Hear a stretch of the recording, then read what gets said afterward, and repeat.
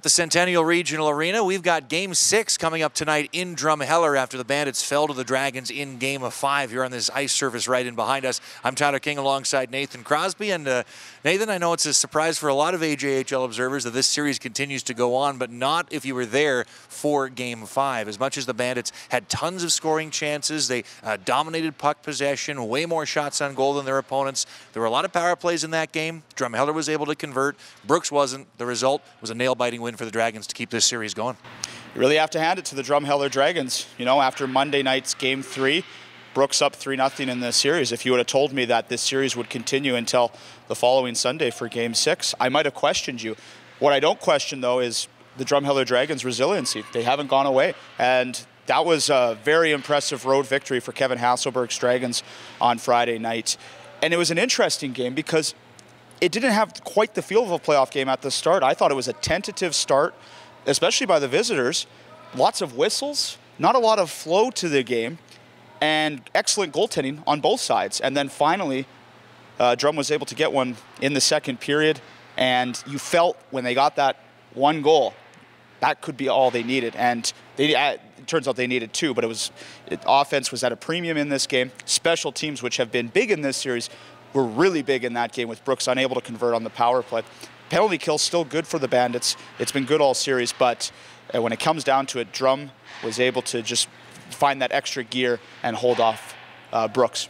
And that's the thing, too, is now the settings shifts back to a building in which the Dragons are even more comfortable, and they look pretty comfortable down the stretch in Game 5 here at the CRA. But the thing with the Drumheller Memorial Arena is, as tough a place as it was for Brooks in the regular season, Game 3 of this series kind of turned that on its head. I mean, the Bandits had a ton of goals, 2 shorthanded goals. They managed to, bury chances, even though, once again, they were on the penalty kill a ton in that game. 6 of the first 7 PKs of Game 3 went to the Bandits. So as the setting shifts to Game 6, that's not to say that now you're just already getting set to buy tickets for Game 7 because Drumheller has good home ice advantage. The Bandits, again, have an opportunity to seal this series, and there's no reason why they shouldn't be able to. That said, I think the X factor in it is, again, going to be Hunter Verostic because he's coming off one of the best games, not just of these playoffs, but I think one of the best games he's played in a Drumheller Dragons uniform with all the stops he made in Game 5. He was excellent in Game 4, and he was excellent in Game 5, and that's what Drumheller needed to be successful after he had a shaky start to this series. And it's good on the coaching staff for going back to him, trusting him, because he got the job done.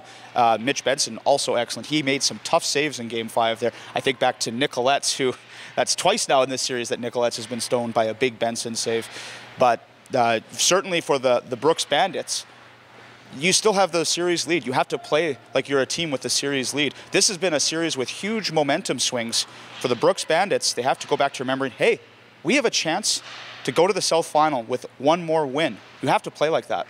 And the thing for the Bandits is, I guess, the lingering question, where will that offense come from tonight? I mean, this was a team where offense and scoring was by committee in the opening 3 games. They had 17 goals against the Dragons in the opening 3. And then just, the offense just shrunk right down over the course of the last 2. Now, we've still seen the top line continue to produce. Nick Hamry gets the only Bandit goal in Game 5, and Connor Jean, as a result, getting the assist on that, still has a point in every game of this series. So they're the easy answer for where the offense is going to come from. But I look to a lot of players, a guy like Nolan Thompson, who nearly tied up the game late in Game 5. A lot of guys who had pucks just not quite lying on their sticks the way they normally do in Game 5. Game 6 could be a huge turnaround for those players, not just to contribute to a big Bandit win if it happens tonight, but then you need some momentum like that as you would then have to go on to take on Okotoks in the South Final. And a guy like Nolan Thompson, who had a really good chance there late in the game on Game 5, he had an excellent Game 3 with the 2 assists, and he was out there mixing it up, and that's what makes a guy like Nolan Thompson effective. I look at that line of Plessy, Vachon, and Tice.